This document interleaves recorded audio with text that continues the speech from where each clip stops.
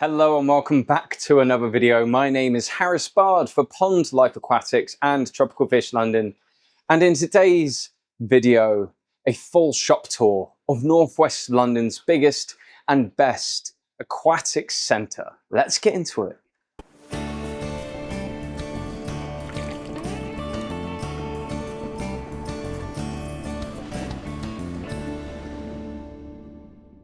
So before I get started, I am going to ask one last time, as this is the last chance you are going to have to vote for us in the Practical Fish Keeping Magazine Readers Poll for 2025. I'll be talking a bit more about this at the end of the video, but if you have not voted for us already, then it would mean the world to us. But for now, on with the rest of the tour. So for those of you who do not know, we are Pond Life Aquatics and Tropical Fish London, and we do things a little bit differently. Our entire fish room is organised continent by continent, and the reason we do that is because it helps us to educate people on where their fish are from in the wild. Also, it just makes helping choose biomes that little bit easier. Also, not 100% of the time, but most of the time, a lot of fish from a similar continent tend to have very similar requirements, and we find that people enjoy it this way.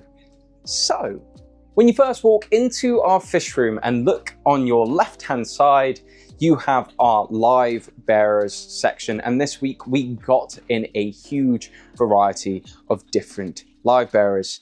We got in a really nice group of swordtails, which for those of you who don't know are a stunning live-bearing variety that have these modified anal fins, and they are a gorgeous addition to anyone's aquarium. Additionally, we got a whole bunch of different platies in, we got some mollies and guppies, and realistically, we're just looking really well stocked in our Livebearers section. We were looking a little bit skinny for the past few weeks, and I'm really happy with the selections that we got in, even if we didn't order some of them. Moving down in South America, you are going to find our Tetra species, and we have some new arrivals and the continuation of some of our old stock. In the top tank, we have our lemon tetra, which are doing incredibly well alongside things like neon tetras and a single flame tetra that is left over.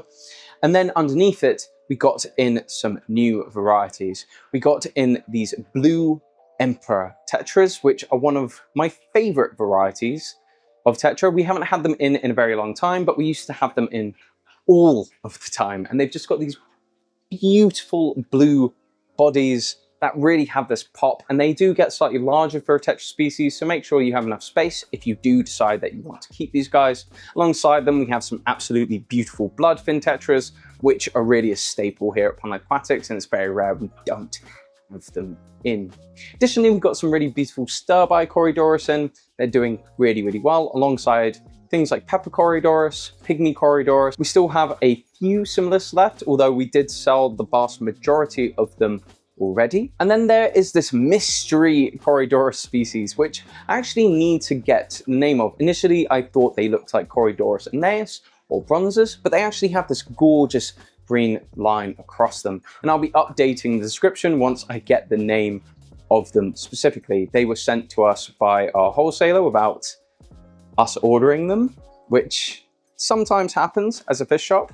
So just full transparency, I don't actually know the name of this species right now, but I did want to show them off because they are absolutely beautiful. And then further down in South America still, we got a top up of some giant hatchetfish, which we wanted to do because we only got 4 of them in last time. You might have noticed that I didn't highlight them in the last shop tours that we did, and that's because we realistically want to be selling them in groups of 6 or more, as you do want to do with most hatchetfish species. That goes the same for their marbled counterparts, although giant hatchets obviously are a giant species. They need a lot more space. So do make sure that if you're going to keep giant hatchets, you have a decent amount of space in your tank available. They are a top dwelling species, very similar to their marbled counterparts.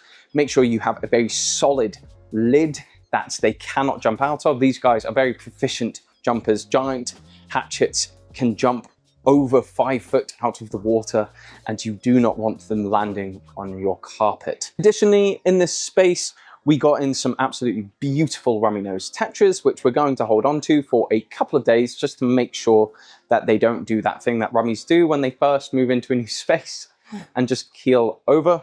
Additionally, we've got some really stunning Ottocinclus athenes and some pygmy Corydorus.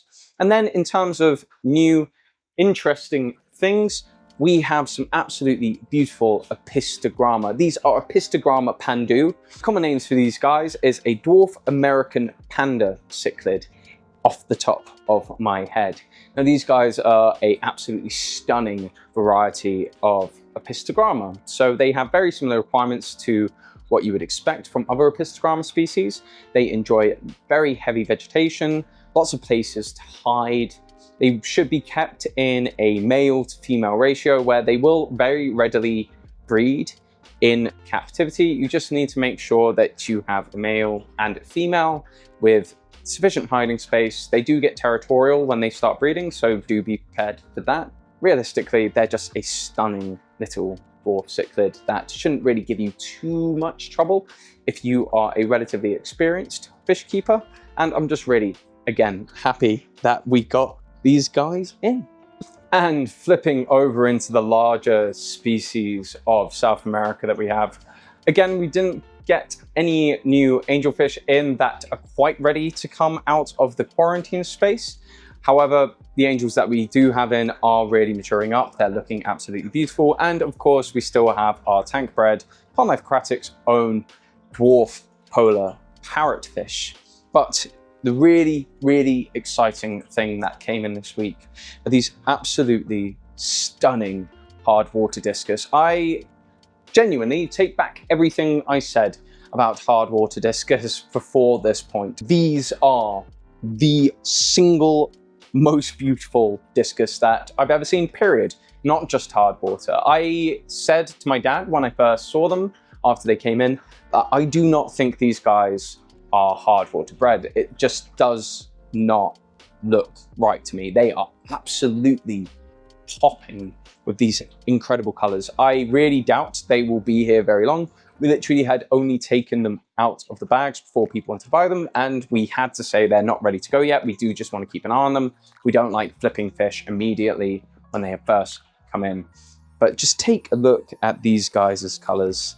If they are able to get along well in their hard water London tap conditions, then honestly, I will have to consider getting a 200-litre plus tank in my house ready for them. These guys are just absolutely blindingly beautiful. But for now, moving on into Asia. Down in Asia, we got some really interesting new things in. We still have our things like our Longfin cherry barbs, our clown loach, but an accident that got sent to us was these Longfin Harlequin Rasbora. Personally, I'm not the biggest fan of these guys. I absolutely adore Harlequins, which we did just get some regular ones in as well. But something about these Longfins just aren't for me. So do let me know in the comments below if Longfin varieties are something that you enjoy. Obviously, I love our Longfin cherry barbs, which is weird, but something about having a Longfin on a Harlequin just isn't quite the thing for me.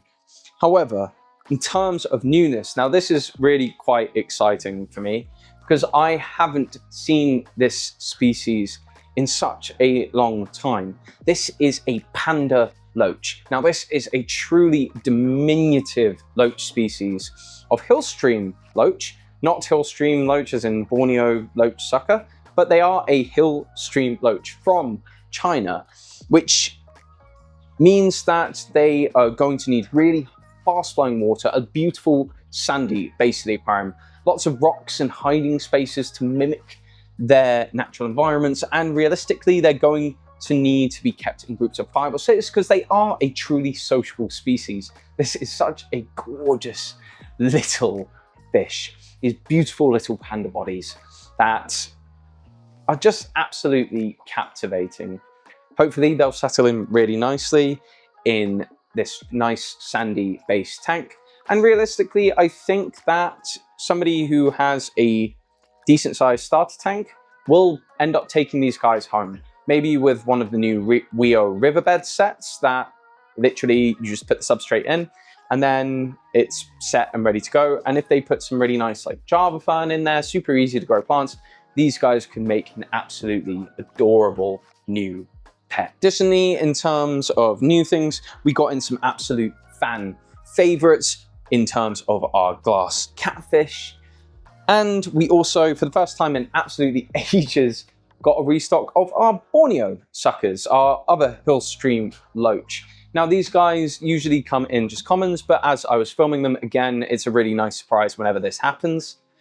Of course, the lights go off. These guys have some little red and blue spots on their tails, which just adds that little bit of interest to them. I absolutely love hill stream loach, and I know a lot of people do, and they always sell incredibly, incredibly quickly. Again, in terms of new things in this tank down here, we have some absolutely beautiful pearl gourami. Again, gouramis and abantids, they all require very similar things. They like slow moving waters, lots of vegetation, lots of places to hide to really show off their best colors. And I know that a lot of people absolutely adore pearl gouramis. So again, super glad that we got these guys in stock. Now down the end of the aquarium, we have some absolutely beautiful barbs in stock. We didn't get any restock in our left-hand barb tank, which is honestly my absolute favorite tank to just watch for hours and hours, except for maybe the Discus tank at this point. But we did get some new Torpedo Barbs. We've had a lot more people coming in recently with larger aquariums, which is absolutely brilliant. Yes, we do specialize in nano fish here at Panda Aquatics, but we are looking to branch out into some large species. And if we know that people are looking for those large species, of course, we're going to start to get more diverse populations of fish in. So if you do want to see anything that's like on the larger or weirder side, please do just let us know, and we're more than happy to oblige. Whether or not we can house it, we will figure that one out. But in terms of larger barb species, torpedoes are an absolute bread and butter, and they've just been selling really, really well recently. Additionally, down this end, everything needs a little bit of a scrub from algae. I'm really sorry, it's been an absolutely hectic week, but our goldfish are looking really, really nice. We still got those absolutely beautiful red cap orandas in, and we got some really, really nice panda orandas in the next tank over, which are slightly rarer for some goldfish. And again, we're just looking really good down this end of the aquarium. We're really quite happy with everything that's been going on. Now, over in the other side of Asia, we do have a couple of tanks under treatment right now, just because we ran out of space in our quarantine space, and that's the Kabutoi Rasbora that came in today. We can't see anything wrong with them, but we do just want to make sure, so we're giving them a initial treatment just to make sure that they're all okay and ready for you guys to purchase. And luckily, every single tank in Pond Life Aquatics and Tropical Fish London is individually filtered. So it means that we can just isolate these tanks off. We are really careful with cross-contamination. We decontaminate our hands every time we touch a tank and move across. We decontaminate our nets every single day. Nothing gets transferred. So don't worry about a couple of tanks being under treatment in this room. There is no chance, well, very little chance of anything being wrong with any of the other fish that we have down here. And we never, ever, ever knowingly sell sick fish to our customers. But in terms of this area of Asia, we got a fresh restock of our red-faced Danio, which, as a lot of you know, I was super excited to get in the first place. Again, they're going to be getting their own species spotlight video. I'm just trying to set up some tanks at home ready so that I can get some decent shots of these guys in a more natural environment. Additionally, we got in a really nice selection of Siamese fighters this week. We have this one Dumbo Platinum male that initially I thought his tail was a little bit frayed when I first saw him, but he actually just has checker marked tails where it goes white and then see-through, white and see-through, which when I first saw him made him look like he had his tail a little bit smashed up, but he's just really cool. Additionally, we also got some other half moons. We've got some koi placats. we're looking really, really good in terms of fighters in this area. Additionally, we got things like Caridina. Unfortunately, we can get any regular cherries in. We've only got blues in right now, and whites and oranges and yellows, which is still a really good selection, but we couldn't get any true red cherry shrimp in at the moment. So I think I'm going to be bringing some from my breeding tanks at home, which are looking really great at the moment. But that's everything new in this section. And then in Australia, we've got nothing new, but our Pseudomoguls are really doing well now. They've started to mature up a little bit more than when we last saw them. We've sold a fair few of our Basmani rainbows, which typically is what happens with rainbow fish. As they get closer to their adulthood, they color up, people get more interested in them, and they do then sell very quickly. And we still got some absolutely beautiful peacock gudgeon, which, hey, you can never get tired of peacock gudgeons. But nothing new in Australia this week.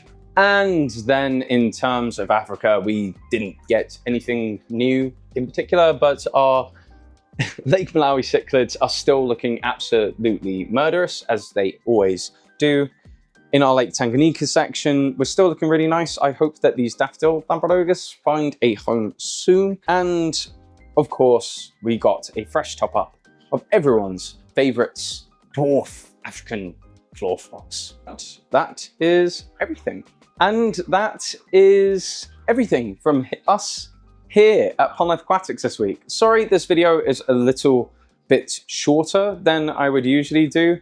It has been an incredibly long week, and it's going to be a really, really busy few weeks moving forward. We've got some really exciting things going on here at Pond Life Aquatics. We are doing a tank giveaway over on our Instagram. That should be up either tomorrow or the next day, so do keep an eye out for that post. As I mentioned earlier, this is your final month to vote for us in the Practical Fish Keepers Readers Poll for 2025. Hey, it would mean the absolute world to me if we could get into the top 40 of independents. I don't expect us to win. I don't think we have nearly enough followers, or we're still getting there in terms of getting ourselves out there and letting people know what it is that we do here. So I would just love to get into the top 40, but I won't spiel on about it. The link for that is in the description below, and it would just absolutely mean the world to me if you could vote for us there. Next week, we are going to have a fresh stock of Madaka rice fish in, which I am collecting from the UK's absolute best Madaka breeder. So do keep an eye out for that, and that will be in next week's shop tour. If there's anything really specific that you would like to see from us here at Pond Life Aquatics, do let me know in the comments below, whether that's new content or different kinds of content, because things are really busy, but I am trying to put more effort into the YouTube channel, even though today I have kind of rushed through it a little bit because it has just been one hell of a week. But I did want to show you guys some of the new things that came in. But anyway, I am rambling at this point. It's been one hell of a week. It has been one hell of a week. I'm so tired. So I'm gonna go home now and edit this for you guys. But for now, that's all from me here at Pond Life Aquatics. And I hope you'll join me again next time for this Pond Life.